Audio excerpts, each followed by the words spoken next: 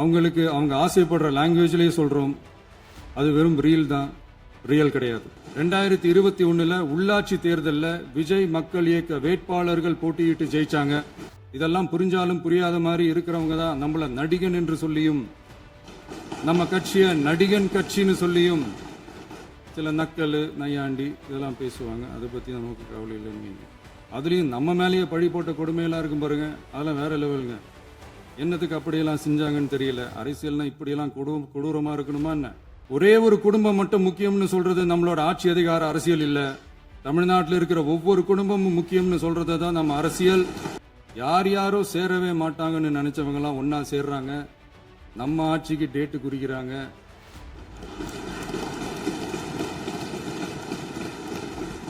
நம்ம அமைச்சர்களுக்கும் நம்ம சட்டமன்ற உறுப்பினர்களுக்கும் ஒன்றும் தெரியாதுன்னு. ஆமாங்க, எங்களுக்கு தெரியாதுதான். எங்க சட்டமன்ற உறுப்பினர்களுக்கும் அமைச்சர்களுக்கும் மக்கள் பணி செய்ய தெரிஞ்ச அளவுக்கு மக்கள் பணத்தை சுருட்ட தெரியாதுதான். ஓசி பஸ், 1000 ரூபாய் கேஸு, இப்படிலாம் பேச தெரியாதுதான்.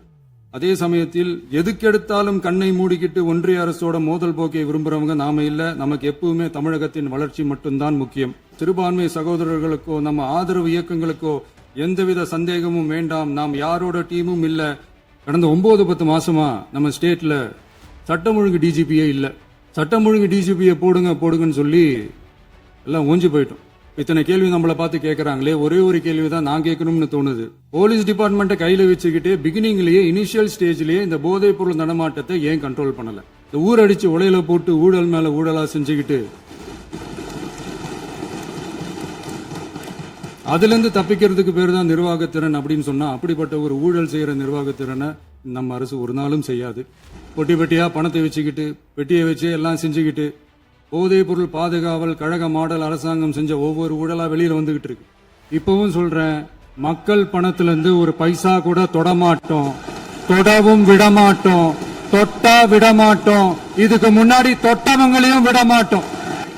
ஒவ்வொரு வேஷமா கலைஞ்சிரும் போல இங்க இருக்கிற நிறைய பேரு நடுங்கி போய் அவங்க தயவால தான் நம்ம ஆட்சி நடக்குதான். மக்கள் தயவால இந்த ஆட்சி நடந்துகிட்டு இருக்கு. நாங்க தான் அனுப்பி வச்சோம் அப்படின்றாங்களே. அனுப்பி வச்சவங்களுக்கு மினிஸ்ட்ரியில இடம் கொடுத்தா ஏன் கதறீங்க? அதே மாதிரி இந்திய கம்யூனிஸ்ட் கட்சி நமக்கு ஆதரவு கொடுத்தது சுயேட்சையா எடுத்த முடிவுன்னு சொல்றாங்க. இதுல எங்க இருந்து நாங்க தான் அனுப்பி வச்சோம்னா புரியலையே. அடுத்து இங்க சபையில இல்லாதவங்களை பத்தி பேச வேண்டாம்னு நினைக்கிறேன். மக்கள் என்ன பண்ணிட்டாங்க, எம்ஜிஆர் என்ன பண்ணிட்டாரு, எம்ஜிஆர் என்ன இது பண்ணிட்டாரு. 50 வருஷமா ஒரே டெக்னிக்கா? அப்புறம் என்ன சோஃபா மாடல் ஆட்சியா? அது என்னன்னு புரியறதுக்கு எனக்கு ரொம்ப நாள் ஆச்சு. இந்த sofa set, table chair, teapoy, furniture பிசினஸ்லாம் வேற எங்க வெளியில போய் பண்ண சொல்லுங்க. 5 நிமிஷம் பேசுனதுக்கே கொலத்தூரி இந்த ஆட்டம் ஆயிடுச்சு. பேசுனா அப்புறம் என்ன பண்றது? National anthem followed by Tamil Thai Vazhthu அப்படின்னு அறிவிச்சது ஞாபகம் இருக்கா? அதாவது தேசிய கீதத்துக்கு அப்புறமா 2வது முறையா. நோட் திஸ் பாயிண்ட் மாண்புமிகு பேரவைத் தலைவர் அவர்களே, ப்ளீஸ் நோட் திஸ் பாயிண்ட். எனக்கு ஒண்ணுதான் சொல்லணும்னு தோணுது. ஈவில்ஸ்னு எவில்ஸ் பேசக்கூடாது. இல்ல பர்மிஷன் பண்ணலாமா? இப்பவும் பண்ணலாம், ஒன்றும் தப்பு இல்லை.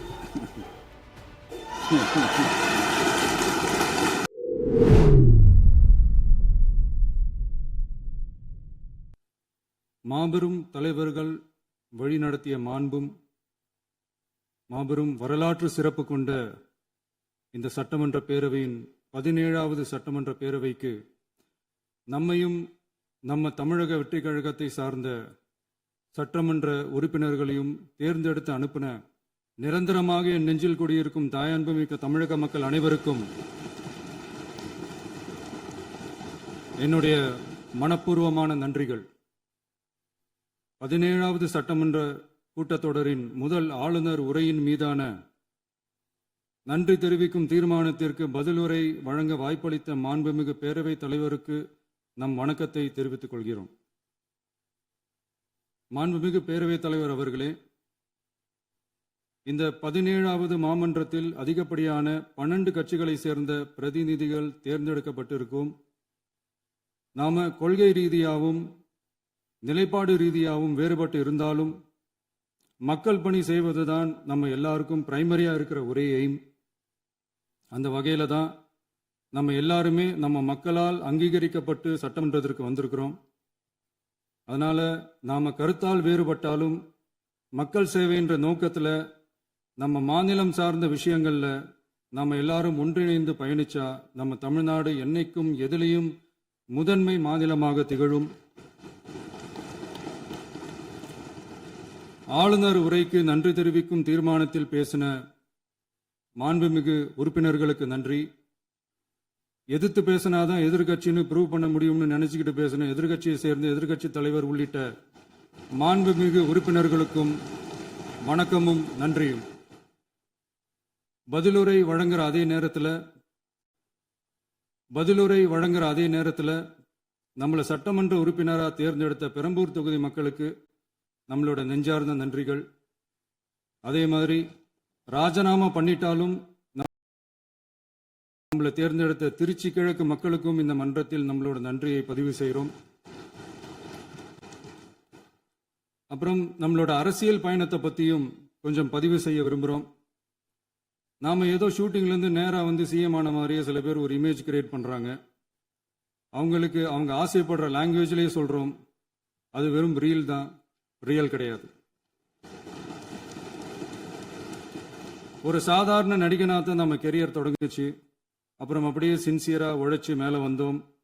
நம்ம கெரியரில் நாம் மேலே வந்ததுக்கு இந்த விஜய் ஒருத்தன் மட்டுமே காரணம் இல்லை, அவனோட உழைப்பு மட்டுமே காரணம் இல்லை. இந்த விஜயோட உழைப்புக்கும் உயர்வுக்கும் பின்னாடி இருக்கிற ஒட்டுமொத்த தமிழ்நாட்டு மக்களோட அன்பும் அரவணைப்பும் தான் காரணம். ஒவ்வொரு வீட்டில் இருக்க ஒவ்வொருத்தரும் நம்மளை அவங்க வீட்டில் ஒருத்தனா ஏற்றுக்கிட்டது தான் நமக்கு கடவுளும் மக்களும் தந்த மிகப்பெரிய வரம். அதுக்காகவே கடவுளுக்கு சமமான நம்மளோட சொந்தங்களான தமிழக மக்கள் அனைவருக்கும் மீண்டும் மீண்டும் நன்றி. இப்படி நம்மளை தாயன்போடு அள்ளி அரவணைச்ச தமிழ்நாட்டு மக்களுக்கு நாம் எப்படியெல்லாம் துணையாக இருந்தோம், எப்படியெல்லாம் மக்களோட மக்களா இருந்தோம்னு சொல்றேன். 1990ஸ்லயே ரசிகர் மன்றமா இருந்தப்பவே மக்களுக்கு துணையா நிற்க ஆரம்பிச்சோம். அதுக்கப்புறம் நற்படி மன்றமாகவும் அதுக்கப்புறம் விஜய் மக்கள் இயக்கமாகவும் மாறி மக்களோட மக்களா நின்றுகிட்டு இருந்தோம். 2008 ஈழத் தமிழருக்கு ஆதரவா உண்ணாவிரதம் போராட்டம் செஞ்சோம். போர் முடிவுக்கு வரணும், நம்ம தொப்புள் கூடிய உறவுகளான ஈழத் தமிழர்களுக்கு பாதுகாப்பான நிம்மதியான ஒரு வாழ்வு கிடைக்கணும்னு அன்னைக்கே கோரிக்கை வச்சோம்.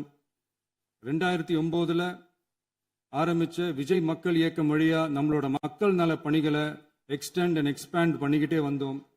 கல்விக்கு துணையா இருந்தோம், சோஷியல் சர்வீஸ் செஞ்சோம், வெள்ள நிவாரணத்துல துணையா இருந்தோம், கொரோனா காலத்துல மக்களுக்கு தோள் கொடுத்தோம். விலையில்லா விருந்தகம், குருதியகம், முட்டைப்பால் ரொட்டி திட்டம், விழியகம், பயிலகம், நூலகம், இப்படி பல வழியில மக்களுக்கு துணையா இருந்தோம். அப்புறம் நம்மளோட திரைப்படங்கள்ல நம்மளால முடிஞ்ச வரைக்கும் ஊழல் எதிர்ப்பை சொன்னோம், சமூக நீதியை சொன்னோம், கல்வியை பத்தி சொன்னோம், அரசியலை பத்தி சொன்னோம். அரசியலை பத்தி பேசுனதுனால நம்ம படங்கள் சந்திச்ச இது வரைக்கும் சந்திக்கிற பிரச்சனையை பத்தி எல்லாருக்குமே தெரிஞ்சதுதான். இது மட்டும் இல்லாம 2011 நாகப்பட்டினத்துல மீனவர் பிரச்சனைகளுக்கு ஆதரவா ஒரு பெரிய பொதுக்கூட்டம் நடத்தினோம். மீனவர்கள் மீதான தாக்குதலை கண்டிச்சு பேசி அதுல நம்மளோட எதிர்ப்பை பதிவு செஞ்சோம். 2017 ஜல்லிக்கட்டு போராட்டத்தில் தமிழர் பண்பாட்டு உரிமைக்கான நம்மளோட ஆதரவை தெரிவித்தோம். 2018 ஸ்டெர்லைட் போராட்டம், துப்பாக்கி சூட்டில் பாதிக்கப்பட்ட நம்ம சொந்தங்களை நேரில் சந்திச்சு ஆறுதல் சொன்னோம். 2021 உள்ளாட்சி தேர்தலில் விஜய் மக்கள் இயக்க வேட்பாளர்கள் போட்டியிட்டு ஜெயிச்சாங்க. கல்வி விருது விழா நடத்தி சிறந்த மதிப்பெண் பெற்ற மாணவ மாணவிகளுக்கு ஊக்கத்தொகையும் பரிசும் கொடுத்தோம். 2024 தமிழக வெற்றி கழகத்தை ஆரம்பிச்ச உடனேயே CAA-வை எதிர்த்து அறிக்கை விட்டோம். அரசியல் கட்சி ஆரம்பிச்சு விழுப்புரம் மாவட்டத்தில் விக்கிரவாண்டியில் நம்மளோட முதல் மாநில மாநாட்டிய வெற்றி கொள்கை திருவிழாவை நடத்தினோம். தந்தை பெரியார், பெருந்தலைவர் காமராஜர், அண்ணல் அம்பேத்கர், வீரமங்கை வேலுநாச்சியார், மக்கள் சேவகர் அஞ்சலை அம்மாள்னு நம்மளோட 5 கொள்கை தலைவர்களை அறிவிச்சோம். இந்தியாவிலே 2 பெண் ஆளுமைகளை கொள்கை தலைவர்கள் அறிவிச்ச ஒரே கட்சி நம்ம டிவிக்கு மட்டும்தான் என்ற பெருமையோடு அறிவிச்சோம். பெரியார் சொன்ன மாதிரியே அவர் சொன்னதுல நமக்கு ஏற்புடையதை மட்டும் எடுத்துக்கிட்டோம். அவரோட கடவுள் மறுப்பு கொள்கையில நமக்கு உடன்பாடு இல்லைன்னு ஓப்பனா அறிவிச்சோம். நமக்கு கடவுள் நம்பிக்கை உண்டுன்னு அறிவிச்சோம். யாரோட நம்பிக்கைக்கும் நாம் எதிரானவங்க இல்லைன்னு தெளிவா அறிவிச்சோம். பெண் கல்வி, பெண்கள் முன்னேற்றம், சமூக சீர்திருத்தம், சமூக நீதி, இப்படி பெரியாரோட கருத்துக்களை நிறையவே ஏத்துக்கிட்டோம்னு அறிவிச்சோம். அண்ணல் அம்பேத்கரோட சம வாய்ப்பு, சம நீதி, சமத்துவத்தை ஃபாலோ பண்ணுவோம்னு அறிவிச்சோம். பெருந்தலைவர் காமராஜரோட மதச்சார்பின்மையை ஏத்துக்கிட்டதோட அவரோட நேர்மையான நிர்வாகத்தையே ஒரு கொள்கையா ஏத்துக்கிட்டோம்னு அறிவிச்சோம். வீரமங்கை வேலு நாச்சியாரோட மண் மீட்பையும் சமூக நல்லிணக்கத்தையும் பின்பற்றுவோம்னு அறிவிச்சோம். மக்கள் சேவகர் அஞ்சலை அம்மாளோட விடுதலை வேட்கையையும் மக்களோட வாழ்வாதாரத்துக்காக உறுதியாக நிற்கிறதையும் பின்பற்றுவோம்னு சொன்னோம். எல்லாருக்கும் எல்லாமும் கிடைக்கணும், எம் மதமும் நம் மதம்னு சொல்லி மதச்சார்பற்ற சமூக நீதி தான் நம்ம கொள்கைன்னு அறிவிச்சோம். நம்ம கொள்கை எதிரி யாரு, அரசியல் எதிரி யாருன்னு ஓப்பனா அறிவிச்சோம். எல்லாத்துக்கும் மேல பிறப்புக்கும் எல்லா உயிருக்கும்ன்றத நம்மளோட அடிப்படை அரசியல் கோட்பாட்டா அறிவிச்சுட்டு தான் அரசியலுக்கே வந்தோம். நம்ம மதுரை மாநாட்டில் நம்மளோட தேர்தல் அரசியல் மற்றும் ஆட்சி அதிகார அரசியல் வழிகாட்டியா அறிஞர் அண்ணாவையும் புரட்சி தலைவர் எம்ஜிஆரையும் ஏத்துக்கிட்டதா அறிவிச்சோம். அப்புறம் இன்னனையும் நாம இங்க பதிவு செஞ்சே ஆகணும். எல்லாரும் கட்சி ஆரம்பிச்சுட்டு தான் ஒவ்வொரு வீட்டுக்குள்ளேயும் போவாங்க. ஆனா நாம ஒவ்வொரு வீட்டுக்குள்ளேயும் போனதுக்கு அப்புறம் தான் கட்சியவே ஆரம்பிச்சிருக்கிறோம். ஒவ்வொரு வீட்டில் ஒவ்வொருத்தரும் நம்மள அவங்க பிள்ளையா, மகனா, அண்ணனா, தம்பியா ஏத்துக்கிட்டதும் இயல்பா நடந்துச்சு. தமிழ்நாட்டு மக்களோட மனசுக்குள்ள போறதுக்கு நாம பட்ட பாடு நமக்கு மட்டும்தான் தெரியும். இதெல்லாம் புரிஞ்சாலும் புரியாத மாதிரி இருக்கிறவங்க தான் நம்மள நடிகன் என்று சொல்லியும் நம்ம கட்சிய நடிகன் கட்சின்னு சொல்லியும் சில நக்கல், நையாண்டி இதெல்லாம் பேசுவாங்க. அதை பத்தி நமக்கு கவலை இல்லைன்னு. இப்படி நம்ம அரசியல் பயணம் ரொம்ப டிரான்ஸ்பரண்டா தான் ஆரம்பிச்சிருக்கு. இந்த 2026 தேர்தலில் கூட்டணியே இல்லாமல் தனியா நின்னோம். மக்கள் நம்மளை தெளிவா புரிஞ்சுக்கிட்டதாலையும் நம்ம டிவிகே தோழர்களோட உழைப்பாலையும் நாம 35% வாக்குகளை வாங்கினோம். 1,72,00,000 வாக்குகளோட தமிழ்நாட்டிலேயே தனி பெரும் கட்சியா வந்தோம். தமிழக மக்களாலையும் நம்மளோட ஆதரவு இயக்கங்களாலையும் இதோ இன்னைக்கு இங்க நம்ம டிவிக்கே ஆளும் கட்சியா உட்கார்ந்துருக்கிறோம். இந்த ஆளும் கட்சியா ஆனதும் அவ்வளவு சாதாரணமாலாம் நடந்துடல. 2.25 வருஷத்துல ஆட்சிக்கு வந்துட்டீங்கன்னு ரொம்ப கிண்டலா கேலியா சிலர் பேசுறாங்க. எங்களோட இந்த 2.25 வருஷ டிராவல்ல எவ்வளவு வலியும் வேதனையும் இருக்குது. நம்மளோட மக்கள் சந்திப்புக்கே அவ்வளவு இடையூறு, அவ்வளவு தடைகள், ஊர் உலகத்துல யாருக்கும் இல்லாத ஒன்னா நமக்கு மட்டுமேன்னு தனியா ஸ்பெஷலா எக்ஸ்க்ளூசிவா நிறைய நிபந்தனைகள், நெருக்கடிகள், கட்டுப்பாடுகள், நம்மளை சந்திக்க வர்ற மக்களுக்கு சரியான பாதுகாப்பு இல்லாம, நம்ம கூட்ட நிகழ்ச்சிக்கு போதுமான பாதுகாப்பு இல்லாமன்னு இன்னும் வெளியே சொல்ல முடியாத நிறைய சூழ்ச்சிகள் எல்லாத்தையும் தாண்டி தான் நாம் இந்த இடத்துக்கு வந்திருக்கிறோம். But still miles to go. நம்ம டிராவல்ல எல்லாத்துக்கும் உச்சமா நம்மளோட சொந்தங்கள், நம்மளோட உறவுகள், 41 பேர் கரூர் சம்பவத்தில் இழந்த வேதனை எல்லாம் எப்படி சொல்றதுனே தெரியல. நம்ம மனசு விட்டு என்னைக்கும் அந்த வலியும் வேதனையும் நீங்கவே நீங்காது. அதுலயும் நம்ம மேலேயே பழி போட்ட கொடுமையெல்லாம் இருக்கும் பாருங்க, அதெல்லாம் வேற லெவலுங்க. என்னத்துக்கு அப்படியெல்லாம் செஞ்சாங்கன்னு தெரியல. அரசியல்னா இப்படியெல்லாம் கொடூரமா இருக்கணுமா என்ன? சரி விடுங்க. இந்த விஜய் இவனோட மக்களுக்காக எதையும் தாங்க தயாரா ஆகிட்டான். இவ்வளவு பெயின்ஃபுல்லான நம்ம பொலிட்டிக்கல் டிராவல்ல நம்மளோட மிகப்பெரிய ஆறுதலும் பலமும் என்ன தெரியுமா? என் நெஞ்சில் குடியிருக்கும் என்னோட தமிழ்நாட்டு மக்களும், என் உயிருக்கு உயிரான என்னோட தோழர்களும் தான். அவங்களோட பலத்தால தான். அன்னைக்கு 1967 முன்னாள் முதல்வர் மாண்புமிகு அறிஞர் அண்ணா அவர்கள் தலைமையில் அமைஞ்ச சாமானியர்களோட ஆட்சி மாதிரி, 1977 முன்னாள் முதல்வர் மாண்புமிகு புரட்சி தலைவர் எம்ஜிஆர் அவர்கள் தலைமையில் அமைஞ்ச மிக சாமானியர்களோட ஆட்சி மாதிரி, இதோ இன்னைக்கு அதே வரிசையில 2026 சட்டமன்ற தேர்தலில் இந்த விஜயோட தோழர்கள் இடம்பெற்ற ஒரு மிக மிக சாமானியர்களின் ஆட்சி அமைஞ்சிருக்கு. வாகை சூடும் வரலாறு திரும்பி இருக்கிறது. இப்படி ஒரு தீர்ப்பை மக்கள் அளிச்சதுனால தான் தமிழக வரலாற்றில் ஒரு மகத்தான கூட்டணி ஆட்சியை நாம் அமைச்சிருக்கிறோம். இளைஞர்களால என்ன செய்ய முடியும், பெண்களால என்ன செய்ய முடியும்னு கேட்டவங்களுக்கான பதில் தான் இன்னைக்கு அமைஞ்சிருக்கிற நம்ம ஆட்சி. ஒரே ஒரு குடும்பம் மட்டும் முக்கியம்னு சொல்றது நம்மளோட ஆட்சி அதிகார அரசியல் இல்ல. தமிழ்நாட்டில் இருக்கிற ஒவ்வொரு குடும்பமும் முக்கியம்னு சொல்றது தான் நம்ம அரசியல். நம்மளோட ஆட்சி அதிகாரம் அதான் நம்மளோட மனசாட்சி உள்ள மக்களாட்சி. இந்த 2026 தேர்தலில் யாராலும் உடைக்கவே முடியாதுன்னு சொன்ன மதத்தை உடைச்சோம், சாதியை உடைச்சோம், முக்கியமா காசு கொடுத்து ஓட்டு வாங்குற ஒரு நச்சு கலாச்சாரத்தையே சுக்கு நூறா தூள் தூளா உடைச்சிருந்தோம். நாம கிளீன் கவர்னன்ஸ் அண்ட் குட் கவர்னன்ஸ்ல உறுதியா இருக்கிறோம். இப்ப மட்டும் இல்ல, எப்பவுமே இப்படிதான் இருப்போம். இதுல 100% இது உண்மைன்றதுனால தான் பாரம்பரியமான தினத்தந்தி பத்திரிகை ஊழலின் ஊற்றுக்கண் அடைக்கப்படுகிறதுன்னு 16/6/2026 அன்னைக்கு ஒரு தலையங்கமே எழுதியிருக்கு. ஒரு தவறு செய்தால் அது தெரிந்து செய்தால் அவன் தேவன் என்றாலும் விடமாட்டேன் என்று எம்ஜிஆர் அன்று பாடினார். அதை இன்று விஜய் செயலில் காட்டுகிறார்னு அந்த எடிட்டோரியல்ல எழுதியிருக்கு. இந்த நேரத்தில் தினத்தந்திக்கு நம்மளோட நன்றியை தெரிவிச்சுக்கிறோம். அரசியலுக்கு வந்து 2 வருஷம் தான் ஆகுது. உங்களுக்கு என்ன தெரியும், உங்களால என்ன முடியும்னு கேலியா கேட்டவங்களுக்கு தினத்தந்தியோட பதிலை இப்போதைக்கு போதும்னு நினைக்கிறேன்.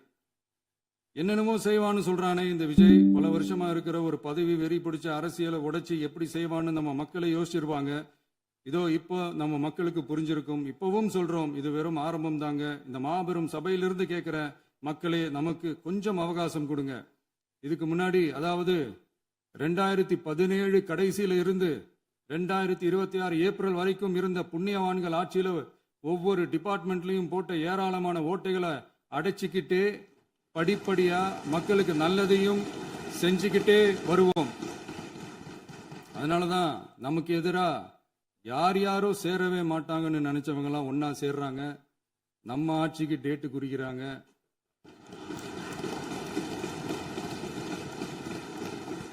சரி, அவங்கள நம்ம மக்களே பார்த்துப்பாங்க, அதை விடுங்க. நாம ஆட்சிக்கு வந்து சரியா 40 நாள் ஆகுது. அதுக்குள்ள என்ன செஞ்சீங்கன்னு கேட்கிறாங்க. ஒரு லிஸ்ட் ஒன்று சொல்றேன் கேளுங்க. பெண்கள் பாதுகாப்புக்காக சிங்கப்பெண் சிறப்பு படை, 200 யூனிட் வரை கட்டணமில்லா மின்சாரம், போதைப் பொருள் ஒழிப்புக்காக தனிப்படை, குறுவை நெல் சாகுபடியை ஊக்குவிப்பதற்காக 134.83 கோடி சிறப்பு தொகுப்பு திட்டம், வழிபாட்டு தலம், ஸ்கூல், பஸ் ஸ்டாண்டுன்னு அதுக்கு பக்கத்தில் இருக்கிற 717 மதுபான கடைகள் மூடப்பட்டன. அங்க வேலையில் இருந்தவர்களுக்கு வேறு கடைகளில் வேலை, கவனிக்கப்படாமல் விடப்பட்ட அம்மா உணவகங்கள் புதுப்பிக்கப்பட்டன. பத்திரப்பதிவு துறையில் பகல் கொள்ளைக்கு ஃபுல் ஸ்டாப் வைக்கப்பட்டுள்ளது. வருகையில்லா ஆவண பதிவு முறை கொண்டுவர உத்தேசிக்கப்பட்ட செயல்பாட்டில் உள்ளது. அரசு மற்றும் தனியார் மருத்துவமனையில் ஸ்கேன் மையங்களில் கருவுறுவதற்கு முன் மற்றும் பின் ஏற்படும் தவறுகளை கண்காணிக்கவும், மருத்துவ நிறுவனம் முறைப்படுத்தும் சட்ட விதிகள் பின்பற்றப்படுகிறதா என கண்காணிக்கவும், மருத்துவ மற்றும் ஊரக பணிகள் இயக்கத்தின் பயன்பாட்டிற்காக 40 புதிய வாகனங்கள் வழங்கப்பட்டுள்ளது. கூட்டுறவு வங்கியின் ஏழை எளிய மக்கள் வாங்கிய கடனுக்கு முதல் முத்தாய்ப்பாக ரூபாய் 2045 கோடி தள்ளுபடி வழங்கி ஆணையிடப்பட்டுள்ளது. ஒன்றிய அரசிடம் கேட்டுக்கொண்டதற்கிணங்க கடந்த 2 வருடமாக நிறுத்தி வைக்கப்பட்ட இருந்த ஜல் ஜீவன் மிஷன் திட்டம் புதுப்பிக்கப்பட்டு ஜல் ஜீவன் மிஷன் திட்டம் 2.0 நடைமுறைக்கு கொண்டு வரப்பட்டுள்ளது.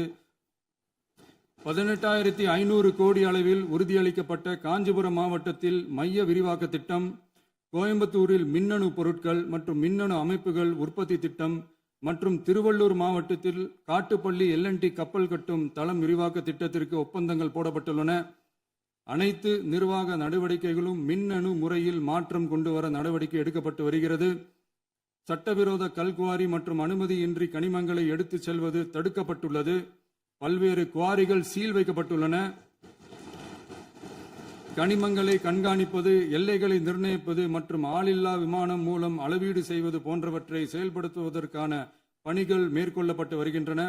அனைத்து துறைகளிலும் அலுவலர் தலையீடு இல்லாமல் லஞ்ச லாவண்யமற்ற தமிழகத்தை உருவாக்க அனைத்து நடவடிக்கைகளும் முடுக்கிவிடப்பட்டுள்ளது. இதெல்லாம் சாம்பிள் தான், இன்னும் இருக்கு. இந்த வெறும் 40 நாளுக்குள்ளேயே இவ்வளவு செஞ்சிருக்கோம்னா இனி வர்ற நாட்கள்ல கொஞ்சம் கொஞ்சமா படிப்படியா ஸ்டெடியா உழைச்சி லஞ்ச லாவண்யம் இல்லாத, ஊழல் இல்லாத, பெண்களுக்கு பாதுகாப்பான, சுதந்திரமான, டிரான்ஸ்பரண்டான தமிழ்நாட்டை நம்ம சொந்தங்களான தமிழக மக்களுக்கு தர்றது தான் நம்மளோட ஒன் அண்ட் ஒன்லி டார்கெட். கண்டிப்பா அதை நிறைவேற்றியே காட்டுவோம். 8 கோடி மக்கள் நம்மளோட இருக்கிறப்போ ஏங்க இதை செய்ய முடியாது? மாண்புமிகு பேரவைத் தலைவர் அவர்களே, தமிழ்நாட்டின் கருவூலம் எப்படி திசை மாறி உருமாறி தேய்ந்து ஓய்ந்து கிடைக்கிறதுன்னு சொன்னாங்க. திசை மாறி உருமாறி தேய்ந்து ஓய்ந்துன்னு வசனம் மாதிரி ரைமிங்கா இல்லாம வளமான இலக்கியமா இதே சபையில பேசினவங்களோட திறமையான ஆட்சியில நடந்த நிதி மேலாண்மையை பத்தி வெள்ளை அறிக்கையா வெளியிட்டோம். வெள்ளை அறிக்கை வந்ததிலிருந்தே கண்ணை கட்டுதுங்க. அந்த காலத்துல தான் பிள்ளையோ பிள்ளை, தொல்லையோ தொல்லைன்னு சொன்னாங்க. அதே மாதிரி தாங்க அவங்க ஆட்சியாலையும் அவங்களாலையும் இன்னைக்கு தமிழ்நாட்டுக்கே தொல்லையோ தொல்லை. இப்படி ஒரு நிலைமையை உண்டாக்கி வச்சுட்டு இவங்க சொல்றாங்க நமக்கு ஆட்சி செய்ய தெரியாதுன்னு. நம்ம அமைச்சர்களுக்கும் நம்ம சட்டமன்ற உறுப்பினர்களுக்கும் ஒன்னும் தெரியாதுன்னு. ஆமாங்க, எங்களுக்கு தெரியாதுதான். எங்க சட்டமன்ற உறுப்பினர்களுக்கும் அமைச்சர்களுக்கும் மக்கள் பணி செய்ய தெரிஞ்ச அளவுக்கு மக்கள் பணத்தை சுருட்ட தெரியாதுதான்.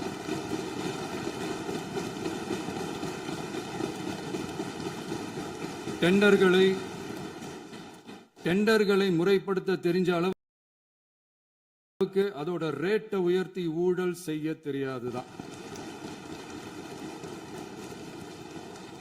பதவி உயர்வு வழங்கவும் பணி இடமாற்றம் கலந்தாய்வு நடத்தவும் தெரியுமே தவிர பதவி உயர்வுக்கும் பணியிட மாற்றத்திற்கும் பணம் பறிக்க தெரியாதுதான்.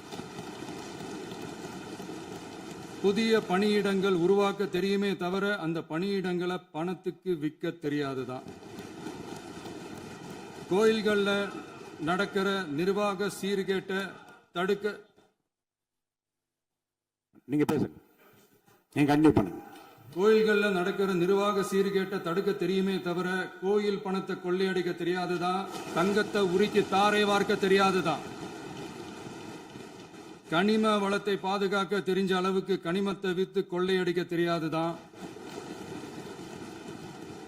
அரசு வருமானத்தை அரசு கஜானாவுக்கு மாத்த தெரிஞ்ச அளவுக்கு அந்த பணத்தை தனிப்பட்ட கஜானாவுக்கு மடை மாத்த தெரியாதுதான்.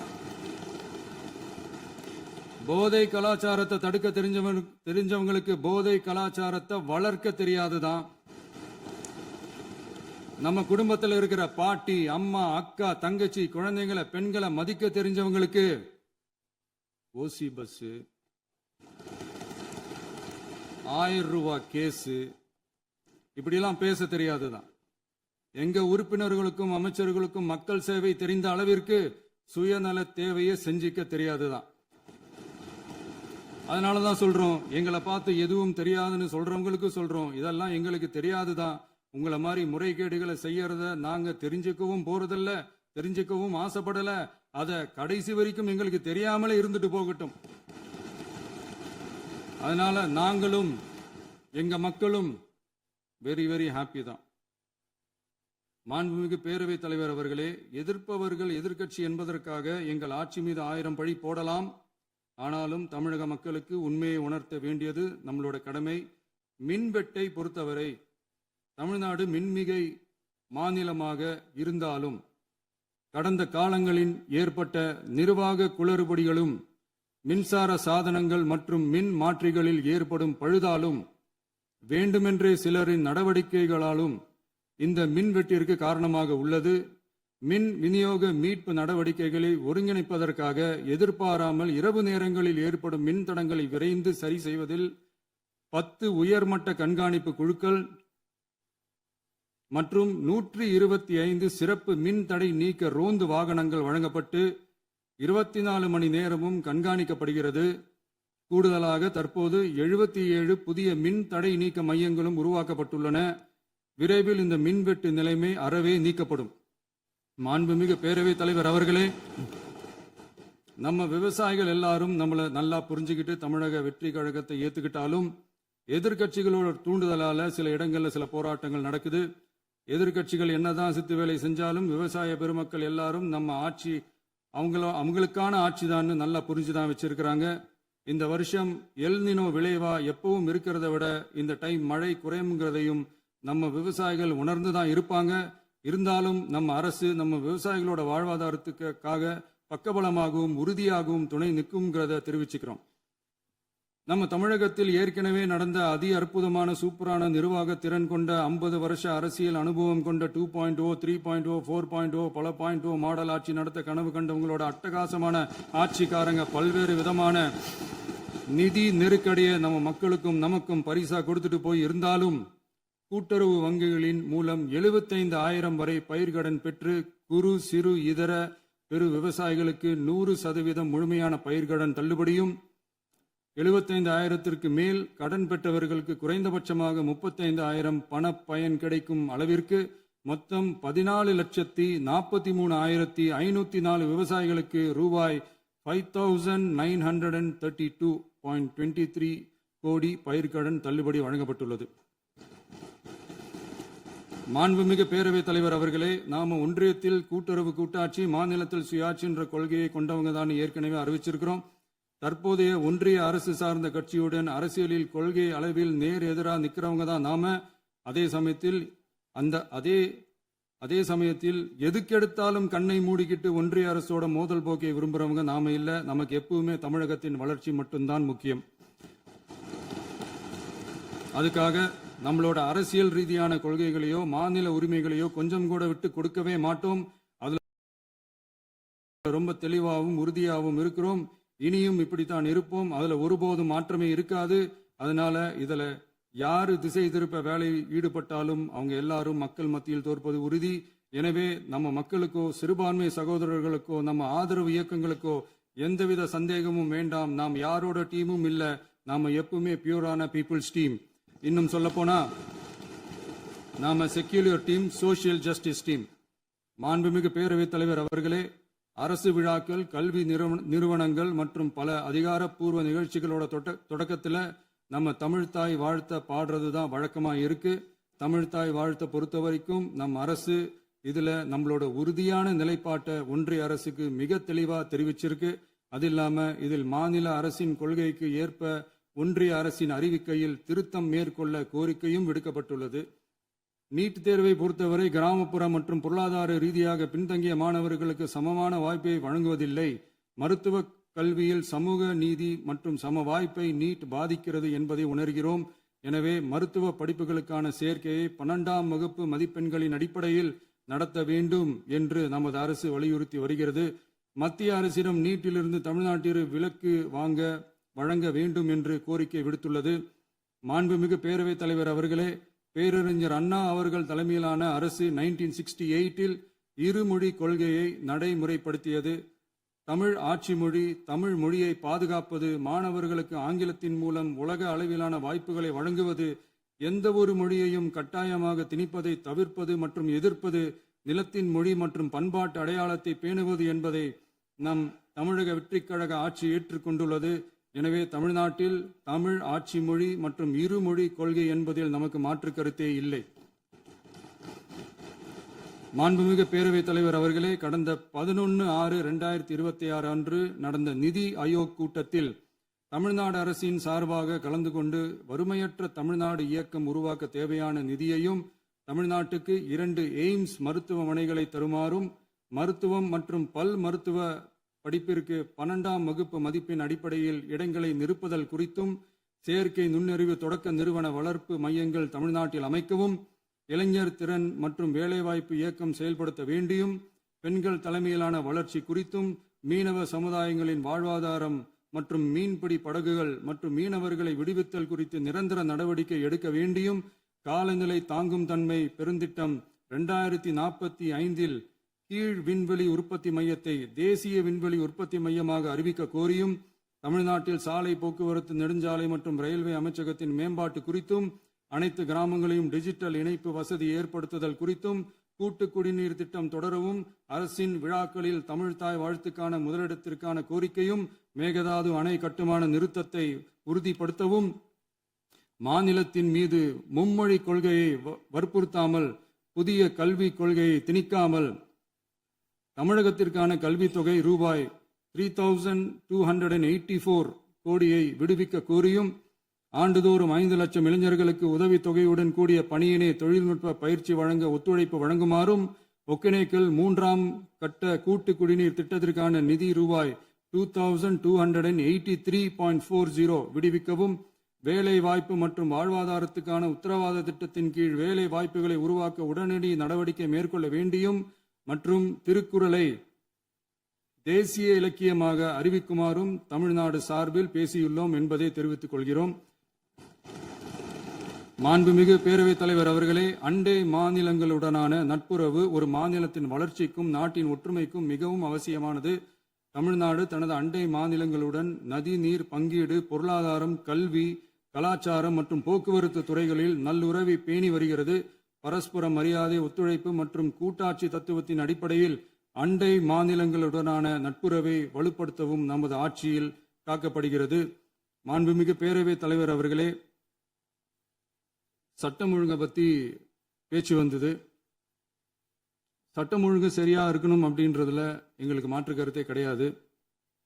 கண்டிப்பா லா அண்ட் ஆர்டர் கரெக்டா இருக்கணும், கரெக்டா இருக்கும், இருக்க வைப்போம். அதே மாதிரி பெண்கள் பாதிக்கப்படுறதையும் இங்க யாராலையும் சகிச்சிக்கவே முடியாது. அதுக்கான கடுமையான நடவடிக்கைகள் நம்ம அரசு எடுத்துக்கிட்டு இருக்கிறோம். இந்த சிங்கப்பெண் சிறப்பு அதிரடி படை கூட அதுக்கான ஒரு ஃபர்ஸ்ட் ஸ்டெப் தான்.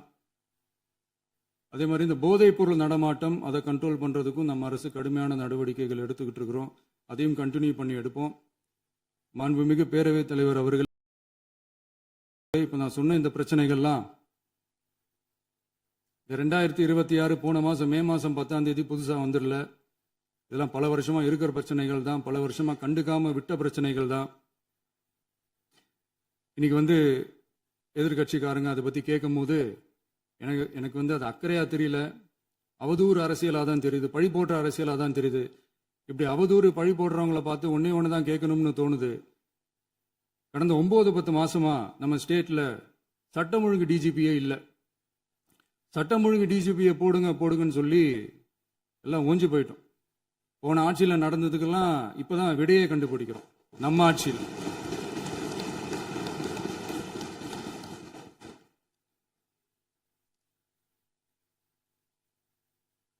இந்த போதைப் பொருள் நடமாட்டம்லாம் தாறுமாற அப்படியே பரவி கொட்டி கிடக்குது.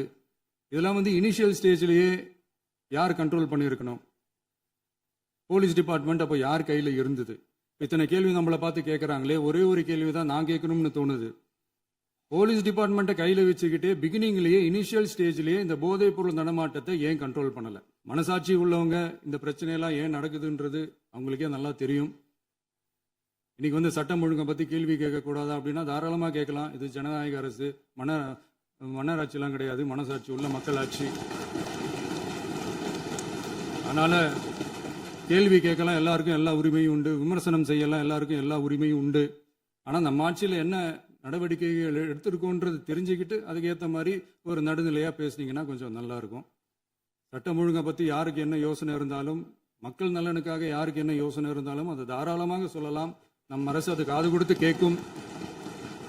ஆனா நம்ம அரசினுடைய நிர்வாகத்திறன் அதை பத்தி பேசுறவங்களுக்கு இந்த ஊரடிச்சு உலையில போட்டு ஊழல் மேல ஊழலா செஞ்சுக்கிட்டு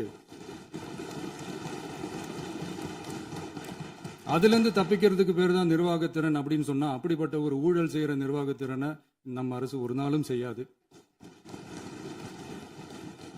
பொட்டி பெட்டியா பணத்தை வச்சுக்கிட்டு, பெட்டியை வச்சு எல்லாம் செஞ்சுக்கிட்டு, போதைப் பொருள் பாதுகாவல் கழக மாடல் அரசாங்கம் செஞ்ச ஒவ்வொரு ஊழலா வெளியில வந்துகிட்டு இருக்கு. டாஸ்மாக்ல அது என்னப்பா அது பேரு, பார்ட்டி ஃபண்ட் கட்சி நிதி அப்படின்ற பேர்ல அடிச்ச கொள்ளையெல்லாம் ஒண்ணா இப்போ கவர்மெண்டோட கஜானாவுக்குள்ள கொண்டு சேர்த்துக்கிட்டே இருக்கிறோம். டாஸ்மாக் மாதிரியே பல டிபார்ட்மெண்ட்லயும், மறுபடியும் சொல்றேன், கட்சி நிதின்ற பேர்ல அடிச்ச கொள்ளைய ஒண்ணா கவர்மெண்டோட கஜானாக்குள்ளேயே கொண்டு சேர்த்துக்கிட்டே இருக்கிறாங்க. இப்பவும் சொல்றேன், மக்கள் பணத்துல இருந்து ஒரு பைசா கூட தொடமாட்டோம், தொடவும் விடமாட்டோம், தொட்டா விடமாட்டோம், இதுக்கு முன்னாடி தொட்டவங்களையும் விடமாட்டோம்.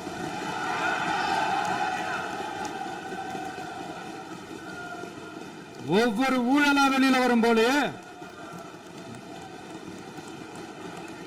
ஒவ்வொரு வேஷமா கலைஞ்சிரும் போல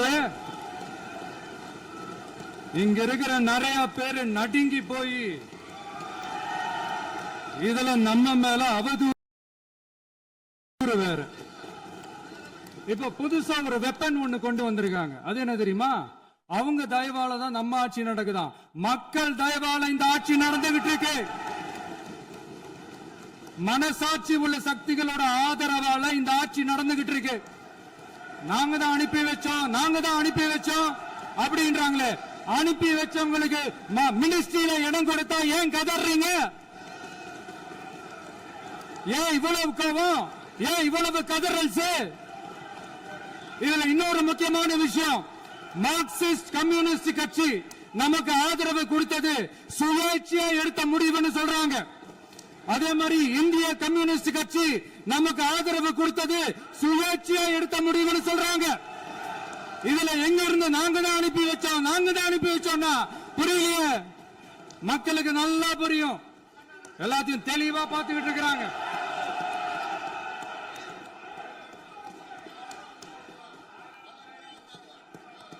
முதலமைச்சர் கண்டினியூ பண்ணலாம். மாண்பு முதலமைச்சர்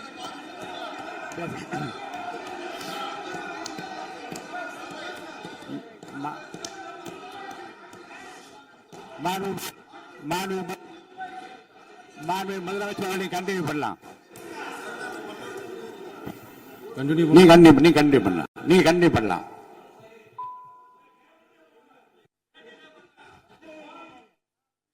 இந்த சமூக நீதி அரசுன்னு சொல்றவங்களை பார்த்து கேட்கிறேன், நம்ம பட்டியலின சகோதரர்களுக்கு எத்தனை அமைச்சர் பதவி கொடுத்தீங்கன்னு கொஞ்சம் சொல்ல முடியுமா? ஆனா நம்மளுடைய அரசுல 8 அமைச்சர் பதவிகள் யாருக்கு? நம்ம பட்டியலின சகோதரர்களுக்கு. எல்லாம் நம்ம அண்ணன், நம்ம தம்பி, நம்ம தங்கச்சிங்க. அண்ணல் அம்பேத்கர் அவர்களுடைய கிட்டத்தட்ட 100 ஆண்டு கால கனவு இப்ப நிறைவேறி இருக்கு. நான் ஏன் கொஞ்சம் சவுண்டா பேசுறேன் அப்படின்னா அவங்களுக்கு கேட்கணும்ன்றதுக்காக தப்பா எடுத்துக்காது. அதே மாதிரி பெண்களோட பாதுகாவலர் நாங்க தான் அப்படின்னு சொல்லிக்கிறவங்களை கேட்கிறேன், எத்தனை பெண்களுக்கு அமைச்சர் பதவியில இடம் கொடுத்தீங்க கொஞ்சம் சொல்ல முடியுமா? எங்க அரசுல 4 சகோதரிகளுக்கு அமைச்சர் பதவி கொடுத்திருக்கிறோம். அதனால மக்களால் நிராகரிக்கப்பட்டு மக்களால் அகற்றப்பட்டவங்களுக்கு ஒண்ணு சொல்லிக்கிறோம், தப்பே செய்ய மாட்டோம், ஊழலே செய்ய மாட்டோம், நேர்மையா தான் இருப்போம், நியாயமா தான் இருப்போம் அப்படின்னு சொல்றவங்களால மட்டும்தான் கூட்டணி ஆட்சி அமைக்க முன்வரும். ஆட்சியிலையும் பங்கு, அதிகாரத்திலையும் பங்கு கொடுக்க முன்வரும். ஊழல்லையே ஊறி போனவங்களால இந்த கூட்டணி ஆட்சியோ ஆட்சியிலையும் பங்கு அதிகாரத்திலையும் பங்கு கொடுக்க முன்வராது. மெஜாரிட்டி இருந்தாலும் தரமாட்டாங்க, மெஜாரிட்டி இல்லைனாலும் தரமாட்டாங்க. கேட்டா ரெடிமேடா ஒரு பதில் ஒண்ணு வச்சிருப்பாங்க, கூட்டணி ஆட்சியை மக்கள் விரும்ப மாட்டாங்கன்னு. அதே மக்கள் தான் இப்ப அவங்கள பார்த்து சிரிக்கிறாங்க. நான் பதவி ஏத்த அன்னைக்கு கொஞ்சம் டைம் அவகாசம் கேட்டேன். எதுக்கு கேட்டேன்? நிதி நிலைமை எல்லாம் கொஞ்சம் மோசமா இருக்குது, அதெல்லாம் கொஞ்சம் சரி செஞ்சுக்கிட்டு படிப்படியா கொஞ்சம் கொஞ்சமா நான் கொடுத்த வாக்குறுதிகள்லாம் செயல்படுத்துவேன், அதுக்காக கொஞ்சம் டைம் அவகாசம் கேட்டேன். நான் ஏதோ வேற எதுக்காகவோ வேற யாருக்காகவோ ஏதோ அவகாசம் கேட்ட மாதிரி. அடுத்து இங்க சபையில இல்லாதவங்களை பத்தி பேச வேண்டாம்னு நினைக்கிறேன்.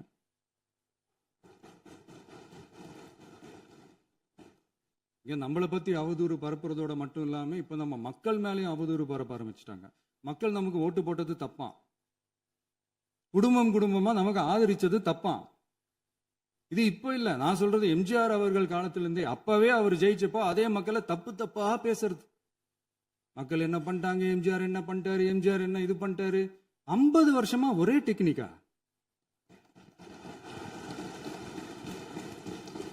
டெக்னாலஜி எல்லாம் மாறி வேற எங்கேயோ போயிட்டு இருக்கு. பஸ்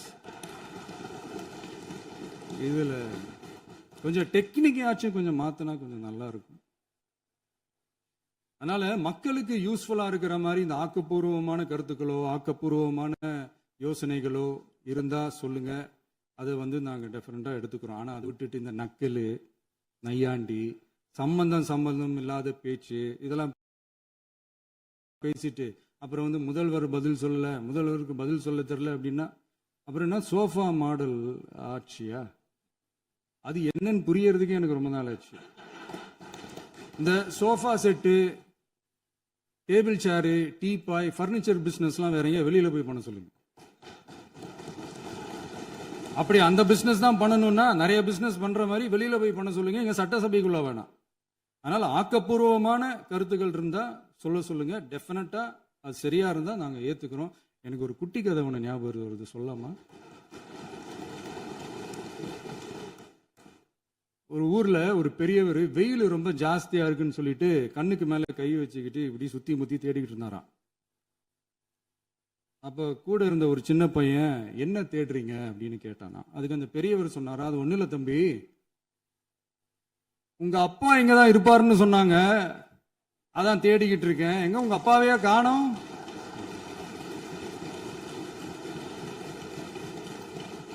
இல்ல அந்த எங்களுக்கும் நக்கலா நையாண்டியா சம்பந்தம் இல்லாத குட்டி கதை இதெல்லாம் எங்களுக்கும் பேச தெரியும். அந்த கதையில பெரியவர் அப்படி சொன்னாராம், தப்பா எடுத்துக்காதீங்க. அந்த கதையில பெரியவர் அப்படி கேட்டாராம்.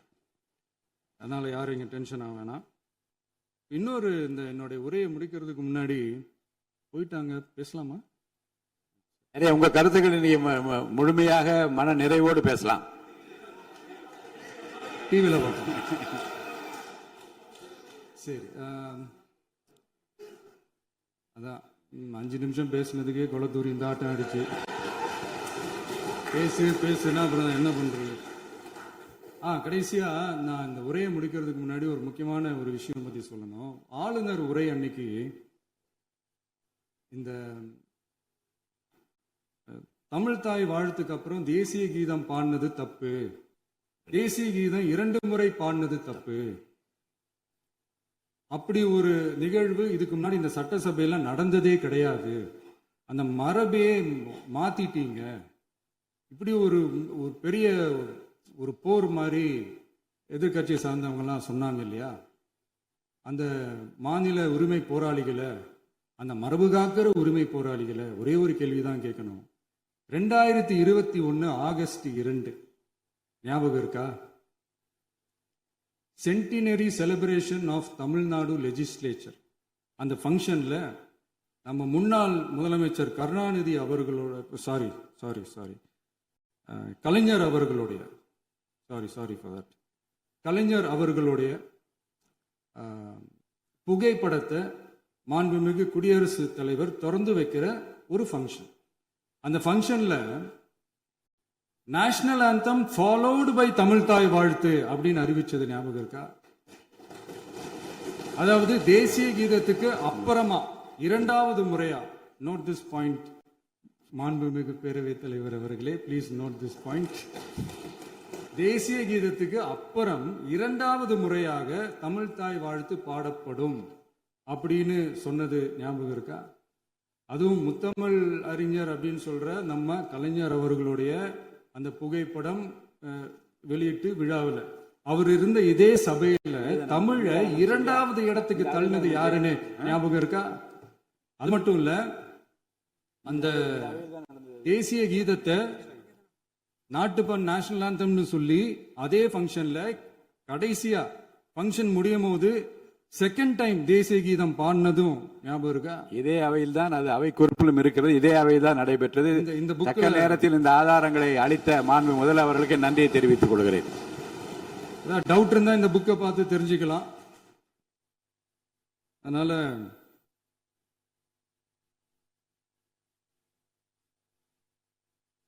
இதெல்லாம் கேட்டா என்ன சொல்லுவாங்கன்னா, அது ஜனாதிபதி கலந்துகிட்ட ஃபங்க்ஷன், அதெல்லாம் அப்படிதான், அதெல்லாம் கண்டுக்க கூடாது அப்படின்னு சொல்லுவாங்க. இதே மாதிரிதான் பேசுறது ஒண்ணு, செய்யறது ஒண்ணு, பேசுறது ஒண்ணு. இதெல்லாம் மக்கள் பார்த்துக்கிட்டு இருக்காங்க. எலெக்ஷனுக்கு முன்னாடி தான் அப்படி செஞ்சுக்கிட்டு இருந்தாங்க, இப்போ எலெக்ஷனுக்கு அப்புறம் அதே தான் செய்யறாங்க. இந்த விஜயையும் சாமானியர்களின் உண்மையான சமூக நீதி அரசையும் அவமானப்படுத்துறதுக்கு தான் அவங்களோட அந்த பொலிட்டிக்கல் சீனியாரிட்டி அது பயன்படுத்துது போல. சரி, செய்யட்டும், நல்லா செய்யட்டும். இப்போ ஆனாலும் நம்மளுடைய மாநில உரிமை, மொழி உரிமை, உத்தமபுத்திரர் போல வேஷம் போடுற எதிர்க்கட்சிக்கு ஒன்றை மட்டும் ஆணித்தரமாக சொல்றோம். உங்களை மாதிரி தமிழ்னு சொல்லிக்கிட்டு, மொழி, பண்பாடு, கலாச்சாரம்னு சொல்லிக்கிட்டு ரெட்டை வேஷம் போடுறவங்க நாங்க கிடையாது. உலகெங்கும் வாழும் என் தமிழ் சொந்தங்களுக்கு நம்முடைய உத்தரவாதம் தமிழ் தான் எங்க உயிர் நாடி அப்படின்றத மறக்க மாட்டோம். இப்பவும் சொல்றோம், மாநில உரிமையில எப்பவும் உறுதியா இருப்போம். அதே சமயத்துல அரசியல் வேற, ஒன்றிய மாநில அரசுகளுக்கு இடையே இருக்கிற நிர்வாக அணுகுமுறை வேற. இதுல நாங்க ரொம்ப தெளிவா இருக்கிறோம். அதனால எங்களுக்கு பாடம் எடுக்கிறதா நினைச்சுக்கிட்டு உங்க வேஷத்தை நீங்களே கொஞ்சம் கொஞ்சமா கலைச்சிக்கிட்டே வர்றீங்க, மறந்துடாதீங்க. அப்புறம் நேத்து எதிர்கட்சி தலைவர், மாண்புமிகு எதிர்கட்சி தலைவர் பேசும்போது நிறைய பேசினாங்க. அதுல ஒண்ணு மட்டும், அரசு சொல்றதா நினைச்சுக்கிட்டு நம்மளை இன்டைரக்டா ஈவில் அப்படின்ற அந்த வார்த்தையை யூஸ் பண்ணாங்க. எனக்கு ஒண்ணுதான் சொல்லணும்னு தோணுது. ஈவில்ஸ்னு டெவில்ஸ் பேசக்கூடாது.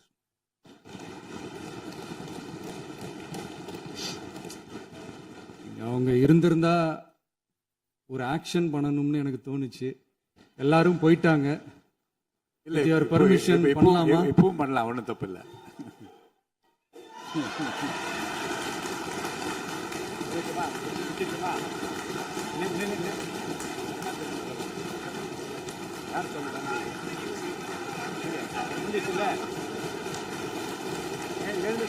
சொல்லட்டுமா?